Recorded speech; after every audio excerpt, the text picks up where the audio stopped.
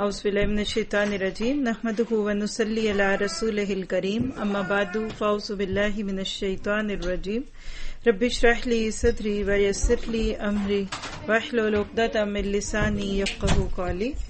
اللہ تعالیٰ کا احسان ہے کہ آج ہم بالکل رمضان کے آخری کنارے پہ کھڑے ہیں، یا کل روزہ ہو سکتا ہے یا نہیں ہو سکتا۔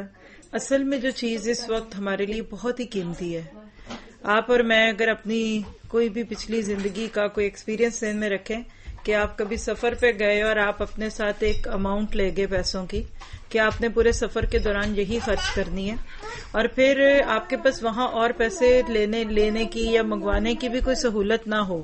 امیجن کریں سب کریڈٹ کارڈ ختم کر دیں، کچھ بھی نہیں، بس کیش ہے، اور آپ ایک ایسی جگہ پہ چلے گئے کہ جہاں پہ آپ نے صرف وہ اسی کے اندر گزارا کرنا ہے، اور اب آپ کے سفر کے بالکل آخری 2 دن ہیں۔ اب آپ مجھے بتا سکتے ہیں کہ آپ وہ جو پیسے تھوڑے سے رہ گئے ان کو کیسے استعمال کریں گے؟ بہت سوچ سمجھ کے کریں گے نا۔ ہم عام طور پہ بھی مشہور ہے کہ مہینے کے آخری دنوں میں بہت سوچ کے خرچ کرتے ہیں، اسی طرح سفر کے آخری دنوں میں عموماً ہاتھ تنگ ہو جاتا ہے نا۔ تو اس وقت مجھے آپ کو اس وقت سے بہترین طور پہ فائدہ اٹھانے کے لیے یہی سوچنا ہے کہ اس وقت سے لے کر کل اس وقت تک 24 آورز ہیں، اور اس کے بعد چاند نظر آ چکا ہوگا۔ کل اس وقت ہم لوگ رمضان کے مہینے میں سے باہر نکل چکے ہوں گے اللہ کے حکم سے۔ چونکہ 30واں روزہ ہے تو ہم پورے یقین سے کہہ سکتے ہیں، کیا دل کو ہاتھ نہیں پڑتا سوچ کر؟ آپ دیکھیے کہ کوئی انسان کے لیے سمجھنے کے لیے تو مثالیں بہت سی ہیں نا۔ آپ کسی بھی سٹور میں جاتے ہیں، شاپنگ کرتے ہیں، اور وہ سیل لگا دیتے ہیں، اور کسی کو پتا ہو کہ اب سیل کا آخری دن ہے، اور واقعی وہ حقیقی طور پہ سیل ہے کہ 101 کی بدلے میں آپ 60 لے لیں، آپ 70 لے جائیں، بائی 1 گیٹ 60 فری، 70 فری، تو بتائیے کہ یہ آخری دنوں میں کیا حال ہوگا؟ میرا خیال ہے لوگ ان کے کاؤنٹرز بھی اکھاڑ کے لے جائیں گے یہ سوچ کر کہ آج 1 کے بدلے میں 60 مل رہے ہیں۔ تو اب ہم رمضان کو اگر لے کر چلیں تو ہم سب شروع سے یہی سنتے آتے ہیں کہ رمضان میں ہر نیکی کا اجر بڑھ جاتا ہے۔ کتنا بڑھتا ہے اس کو چھوڑ دیجئے، میرا آپ کا کام یہ نہیں ہے کہ ہم نیکیوں کو گنیں۔ بہت سارے لوگ ہوتے ہیں وہ ادھر ادھر کی چیزوں میں بہت وقت ضائع کرتے ہیں، کتنا ثواب ہے، اچھا آج کی رات لیلۃ القدر تھی کہ نہیں، اچھا کیا نشانیاں تھی، اچھا آج سورج کیسے تھا، آج چاند کیسے تھا۔ آپ کا میرا یہ کام نہیں ہے، آپ کا میرا کام کیا کہ ہم اپنے حصے کا کام ڈال دیں، کوشش کر لیں، آگے اللہ سبحانہ تعالیٰ اس کو جیسے بھی ہمارے لیے قبول کر لے۔ تو ہم اپنا ایک تو نمبر 1 یہ کر سکتے ہیں کہ محاسبہ کر سکتے ہیں، جو اب سے لے کر 24 گھنٹے میں نے اپنے گزارنے۔ فرسٹ تھنگ یہ ہے کہ شعور کے ساتھ گزارنے، ہر منٹ ہر گھنٹہ جو گزر جائے اس کو سوچئے اب یہ دوبارہ نہیں آئے گا۔ کیا آپ پر میں یقین رکھتے ہیں کہ اگلے سال پھر ہم زندہ ہوں گے رمضان تک؟ وہ کہتے ہیں نا کہ رمضان تو بہت سارے آئیں گے، ابھی پتہ نہیں ہم ہوں گے کہ نہیں۔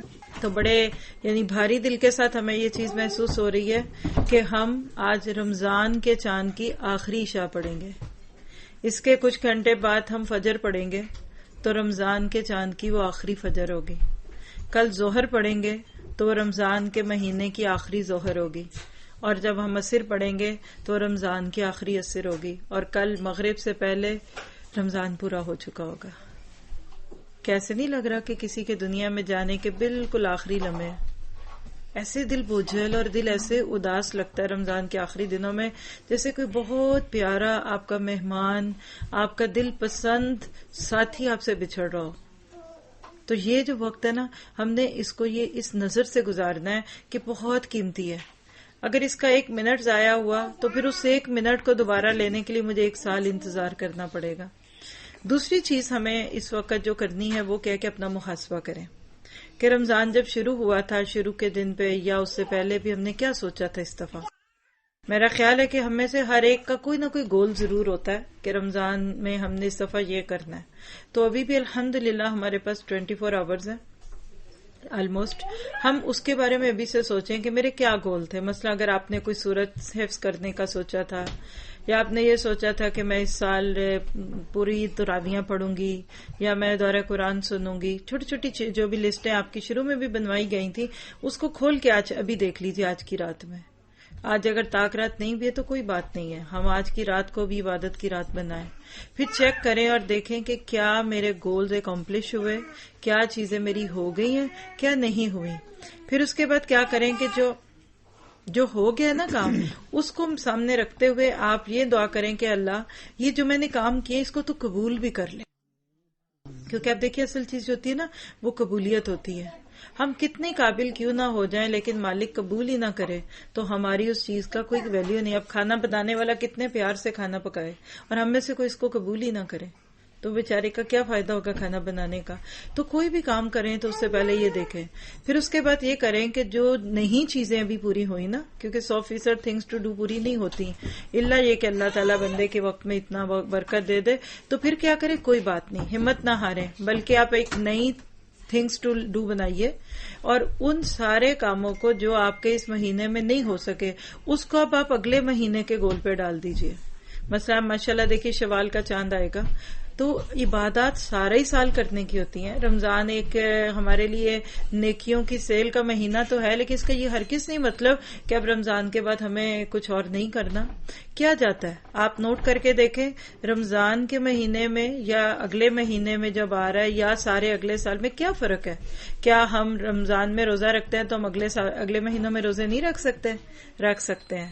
نبی صلی اللہ علیہ وسلم نے فرمایا کہ جو رمضان کے روزے پورے کر کے اگر 6 روزے شوال کے مہینے میں رکھتا ہے تو وہ صائم الدہر کہلاتا ہے. صائم کہتے ہیں روزے دار, دہر کہتے ہیں زمانے کو, یعنی پورا سال اس کو روزے رکھنے کا اجر ہے. اور اگر آپ اس کو تھوڑا سا ملٹی پلائی کر کے دیکھیں نا تو 30 روزے رکھے اور ہر عمل ایمان والے کا کم سے کم جو ہے نا وہ 10 سے ضرب ہوتا ہے. یہ اللہ کے نبی صلی اللہ علیہ وسلم کو معراج کی رات تحفہ ملا تھا کہ اہل توحید کے ہر عمل کو ایٹ لیسٹ 10 پہ اجر ہے. یعنی آپ اگر 1 کرون خرچ کرتے ہیں نا تو آپ کو 10 کرون خرچ کرنے کا اجر ملے گا. اب 30 روزوں کو جب 10 سے ضرب دی تو 300 ہو گئے. 300 روزے ہم رکھ چکے, یہ 6 رکھیں گے تو 60 ہو جائیں گے.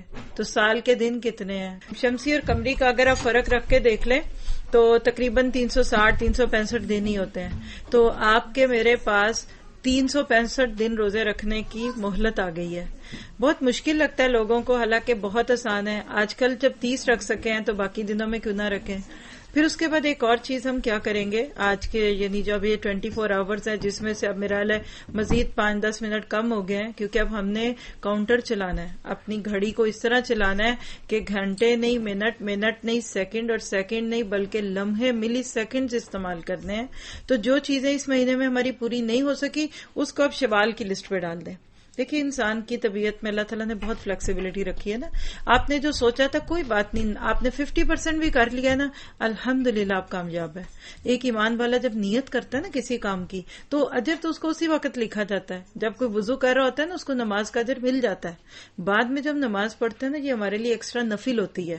مسجد کے لیے گھر سے نکلے آپ کے ہر قدم پہ آپ کو نمازی دکھایا جاتا ہے. آپ نے فرمایا کہ جاتے ہوئے یہ انگلیاں نہ پھوڑا کرو, اس طرح کے حدیث میں لفظ ہیں. کیوں کہا کہ جو گھر نماز کی طرف جا رہا ہے نا وہ نماز کی حالت میں ہے, تو یہ جو کرنا ہوتا ہے انگلیاں پھوڑنا یا ایسے پٹاخے نکالنا یہ کیئر لیس ایٹیچیوڈ ہوتا ہے. ٹھیک ہے, تو انشاءاللہ آپ نے اگر پورے نہیں بھی کیے نا کام, اللہ نے آپ کے پورے لکھ لیے, یہ آپ یقین رکھیے, وہ بڑی رحمت کرتا ہے. پھر آپ اگلے مہینے کے ساتھ اس کو رکھ لیجئے. پھر اس کے بعد آپ ایک اور کام کر سکتے ہیں جو بہت ضروری ہے, جو ہمارے سارے پچھلے کیے کو 4 چاند لگا دے گا, اور وہ ہے کہ کثرت سے استغفار. کثرت سے استغفار. یہ 24 آورز ہیں, رو کے دعا مانگ لیں آپ, اللہ تعالیٰ سے عاجزی کے ساتھ مانگیں کہ اے اللہ تعالیٰ میں نہیں کر سکی, اللہ تعالیٰ میرے میں اتنی طاقت ہی نہیں ہے.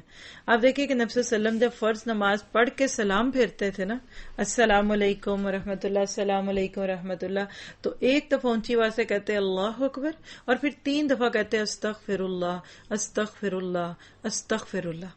سوال پیدا ہوتا ہے کہ آپ نے نماز پڑھی ہے اور آپ اس کے بعد استغفر اللہ کہہ رہے ہیں, کوئی آپ نے کوئی گناہ کا کام کیا تو اس کی کیا وجہ ہے؟ تو اس پہ علماء کرام نے بہت ساری باتیں کہیں. اس میں ایک بات امام ابن قیم رحمہ اللہ کی بڑی خوبصورت ہے, غور سے سنیے گا. کہتے ہیں کہ یہ نماز کے فوراً بعد استغفر اللہ کیوں پڑھیں, کوئی تک نہیں بنتی کیونکہ ہم نے نیکی کا کام کیا ہے. تو اس کا جواب یہ ہے کہ کوئی ایک بندہ بھی یہ نہیں کہہ سکتا کہ اللہ اکبر کہنے سے لے کر السلام علیکم ورحمۃ اللہ کہنے تک میری 100% توجہ اللہ کی طرف ہی رہی ہو. اور ہم سب گواہیں, بھولی بسری باتیں اس میں یاد آتی ہیں, پلاننگز اس میں آتی ہیں, چابیاں کہاں رکھی تھیں اس میں یاد آتی ہیں, اور بچوں کو بھی سارے پیغام اس وقت یاد آتے ہیں اور سر پہ کھڑے ہوتے ہیں, اور ہمارے دوستوں کو بھی فون بھی اسی وقت ہی کرنا ہوتا ہے, تو بار بار جاتے ہیں. آپ یقین کریں کہ اگر آپ یہ کہیں نا کہ میں 2 نفل بغیر کسی طرف دیکھے پڑھوں, پسینے پسینے ہو جائیں گے. آپ بعد میں آزما کے دیکھ لیں. آپ پورے سکون سے فون بند کریں, سب بند کر کے آپ کہیں کہ میں نے سادہ ماحول بنا لیا, سامنے بالکل ایک سفید دیوار ہے, میری توجہ کہیں نہیں جائے گی, میں صرف 2 نفل ایسے پڑھوں گی جس میں میری پوری کی پوری توجہ اللہ کی طرف رہے. بہت مشکل ہے. کیوں کہ شیطان دشمن ہے. آپ کو پتا ہے کہ جب ہم نماز کے لیے کھڑے ہوتے ہیں تو یہ ہمارے پیچھے لگ جاتا ہے. ٹھیک ہے. پھر اس کے بعد دیکھیں 24 آورز میں ایک اور کام میں نے کیا کرنا ہے کہ اپنے روزوں کی ہم گنتی کر لیں. اگر کسی مجبوری سے اللہ تعالیٰ کے حکم سے شرعی عذر ہے, کوئی روزے چھٹے تو اس کو فوراً کاؤنٹ کر لیجئے کہ کتنے رہ گئے, تاکہ میں نے انشاءاللہ ایز سون ایز اس کو پورا کرنا ہے. پھر اس کے بعد آپ دیکھیے کہ انہی 24 آورز میں ایک بہت اہم کام کرنے کا ہے, جس کے لیے اللہ کے نبی نے نہ تو کہا کہ وہ صاحب نصاب ہو, کوئی زکوٰۃ ہو, اس کا اپنا گھر ہے, کرائے کا کچھ, ہر بندہ اپنے گھر والوں کا, جس میں اس کے اپنے گھر والے بھی ہیں, ایون بچے بھی ہیں, پیٹ کا بچہ بھی اس میں آ سکتا ہے, گھر میں کوئی مہمان آیا ہوا ہے تو وہ بھی, گھر کے ملازم ہے وہ, تو ان کا صدقہ فطر دینا. صدقہ فطر کتنا ہوتا ہے کہ آپ کسی کو کھانا اچھے طریقے سے کھلا سکیں. ہر ایک کا اپنا فرق بھی ہو سکتا ہے, آپ 80 سے 100 کے بیچ میں کچھ بھی کرنا چاہیں تو گھر والا ایک جو صاحب فرد ہے وہ, یا بیوی, یا جو بھی, سب کی طرف سے بھی ادا کر سکتے, تب انہی 24 آورز کے اندر آپ اس کو ادا کر سکتے ہیں. بہترین چیز کیا آتی ہے کہ آپ اس کا اناج اور غلہ لے کر لوگوں کو دیں, لیکن اگر آپ کے میرے بس میں نہیں ہے تو کم از کم ایسی جگہوں پہ اس کو پہنچوا دیں کہ جہاں لوگ لے کر اس کا مال غریبوں کو دے دیں. کیونکہ حدیث میں آتا ہے کہ اگر نماز سے پہلے کر دیا تو وہ صدقہ فطر ہے, اور یہ فرض ہے. جیسے زکوٰۃ فرض ہے نا, اس طرح یہ بھی فرض ہے. اور اگر یہ نہیں کیا, نماز کے بعد کیا, تو وہ کام صدقہ ہے. اور اس کی حکمت میں 2 حکمتیں آتی ہیں. پہلی بات ہے کہ ہمارے روزوں میں جو کمی بیشی ہو جاتی ہے, روزہ رکھ کے بھی ہم بچوں پہ چیخ ہی پڑتے ہیں کبھی نہ کبھی نہ شکری کر ہی دیتے ہیں, کبھی کسی کی غیبت ہو جاتی ہے, تو اس کا انشاءاللہ اللہ کے حکم سے یہ کفارہ بھی ہوگا. اور دوسری بات ہے کہ غریب لوگ بھی عید کی خوشیوں میں شامل ہوتے ہیں. میں آپ کو اپنا پرسنل ایکسپیرینس بتاتے ہیں. ہم لوگ ایک اسکول سے بھی تھوڑا ہمارا تعلق ہے ادھر, تو وہاں لوگ اکثر چیزیں ڈونیشن کی چھوڑ جاتے ہیں نا, تو ہماری پوری کوشش ہوتی ہے کہ ہم اس کو دوسروں تک بھیجے. لوگ خرید لیتے ہیں, ہر طرح کے ہوتے ہیں. کچھ کپڑے ان لوگوں کے پاس تھے کافی دن سے, کہہ رہے ہیں اب یہ لوگ نہیں لیتے تو کیا کریں گے, اس کو پاکستان لے جائیں گے. ادھر ہی ایک مسجد ہے جہاں مجھے اتفاق ہوا, تو وہ صومالی لوگ ہیں. تو میں نے وہاں ایک لڑکی کو دیکھا, تو اس نے باتوں میں مجھے بتایا کہ میں تھون ہائم سے آئی ہوں اور میرا ادھر کوئی بھی نہیں ہے, تو میں مسجد میں اعتکاف کر. خیر قصہ مختصر کہ جو کھانا میں ان کے لیے روز لے کے جاتی ہوں نا, تو جو بچ جاتا ہے تو میں اس کو پوچھتی ہوں, وہ ایسے خوشی سے کھانا لیتی ہے جیسے شاید کوئی ہوٹل سے کھانا آیا. تو میں نے ایک دن ہمت کر کے پوچھا, میں نے کہا تمہیں کچھ کپڑے ہوں, تو میں نے ایسے ہی پہنے ہوتے ہیں جو اپنے کپڑے تھے میرے. کہتی اس طرح کے کپڑے ہیں, پاکستانی ہے, ہاں مجھے چاہیے نا. تو اس کے بعد نا کل پھر ہمارے ساتھ اور بھی ایک اسکول کے ساتھی تھے, جو بھی اسکول میں تھے, ہم نے ان کو سارے اچھی طرح پیک کروائے, سوٹ بنا کے پیکنگ میں. تو کل صبح جب میں دینے گئی تو اس کو فون کر کے بلائے. یقین کریں جو اس کی آنکھوں میں چمک تھی, کہتی I don't have any clothes, میرے پاس یہ ابایا ہے, میں یہی دھوتی ہوں, میرے پاس اور کوئی نہیں ہے. تو میں اتنی حیران ہوئی کہ دیکھیں ہم یہاں ماشاءاللہ خوشحال ملک میں بھی رہتے ہوئے یہاں بھی غریب موجود ہیں.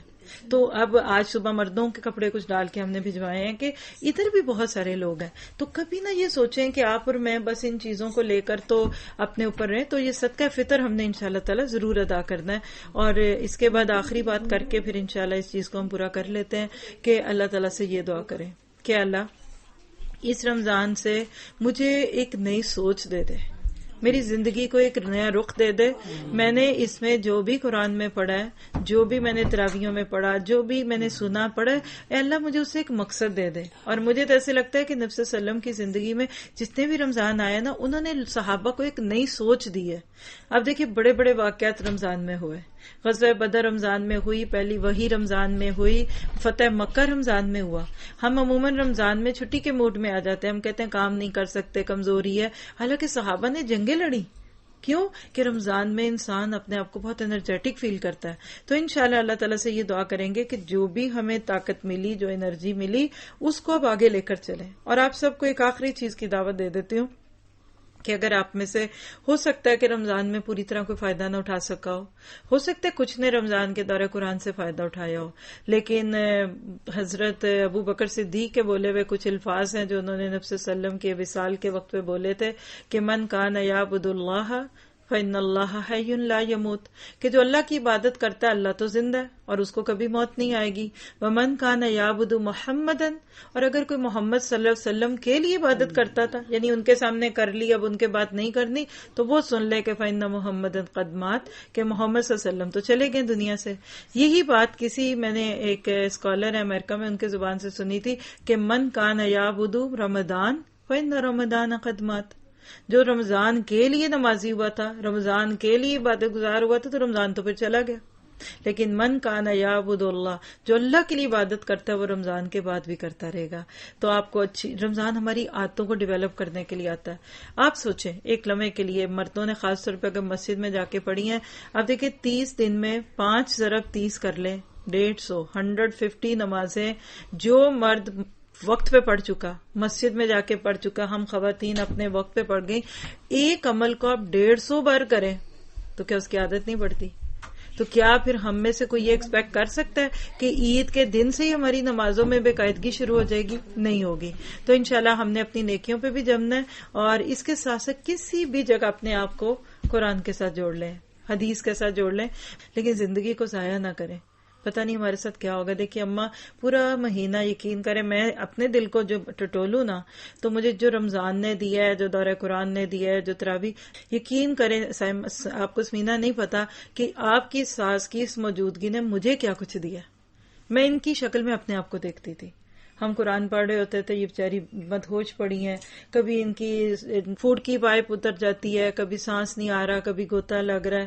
تو میں یہ سوچتی تھی کہ آج بھی یہ جہاں بیٹھی تھی تو بالکل سیدھی میں نے آج دیکھا ان کو، پہلے ہمیشہ لیٹے ہوئے دیکھا نا، تو میں یہ سوچتی تھی اپنی جوانی میں ہماری جیسی ہوں گی، ٹھیک ٹھاک ہے، بھاگتی دوڑتی، شکل نین نقش سب وہی ہے نا.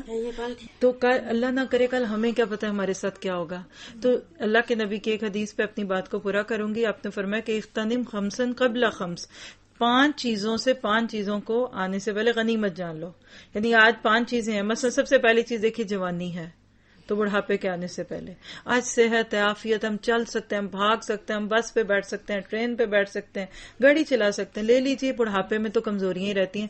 ٹھیک ہے. پھر دوسری چیز آپ نے کہا کہ زندگی کو موت کے آنے سے پہلے، کیا پتا اگلی دن ہمارا کیا ہو. ابھی دیکھیے انہوں نے مجھے دعا کے لیے کہا ہے نا کہ آپ کی بیٹی کی دوست کی امی آج ان کی ڈیتھ ہوئی ہے. ہو گئی نا. رمضان کے پہلے دن میں بھی ڈیتھ کسی کی ہوئی، رمضان سے ایک دن پہلے 2 ڈیتھ کی خبریں سنی. آپ نے اس شہر میں اسی رمضان کے 15-20 دن پہلے ایک 19 سال کے ینگ بچے کی سڈن ڈیتھ سنی نا. تو کیا ہم نہیں جا سکتے؟ کس کو پتا ہم نے جانا ہے. تو زندگی اس کو غنیمت کر لیں. اللہ نے مجھے آپ کو ایک بہت بڑے کام کے لیے بھیجا تھا. یہ دنیا منزل نہیں ہے، یہ رستہ ہے. ہم اس رستے میں کھو گئے اور منزل چھوڑ دی جو پیچھے رہ گئی. پھر اس کے بعد تیسری چیز ہے کہ مالداری ہے، تونگری ہے، عافیت ہے، غربت نہ آ جائے. پتہ چلے روٹی کے لالے پڑ گئے، پتہ چلے گھر کا کرایہ ہی نہیں دے پا رہے. تو آج اگر مال ہے تو بھاگ بھاگ کے اللہ کے رستوں میں ہم جائیں، تاکہ یہ ہمارے لیے اللہ تعالیٰ کی طرف سے رحمت والا بن جائے. پھر آپ دیکھیے فراغت ہے، تو اس سے پہلے کہ آپ مشغول ہو جائیں. کئی بچیاں ان میرڈ ہوتی ہیں، بعد میں شادی ہوئی، مصروف ہوئی، پھر بچہ ہو گیا، پھر پریگنینسی کے مسئلے، یہ وہ، دودھ پلانے، دن بدن زندگی مشکل ہوتی جاتی ہے. یا آج آپ کے بچے ماشاءاللہ اسٹیبل ہیں، ٹھیک ہے، آپ کے بچے اپنے کام کر رہے ہیں، کیا پتہ اگلے سال نیو بیبی آ جائے، کچھ بھی آ سکتا ہے نا. تو اس وقت جو زندگی کی باتیں نا، اس کو غنیمت جاننا ہے. تو اللہ تعالیٰ سے یہ ہم سب دعا کریں گے کہ اللہ تعالیٰ ہمارے لیے آسان کرے اور ہماری کمی بیشی کو دور کرے. سبحان ربک رب العزت عما یصفون وسلام علی المرسلین والحمد للہ رب العالمین. آمین ثم آمین.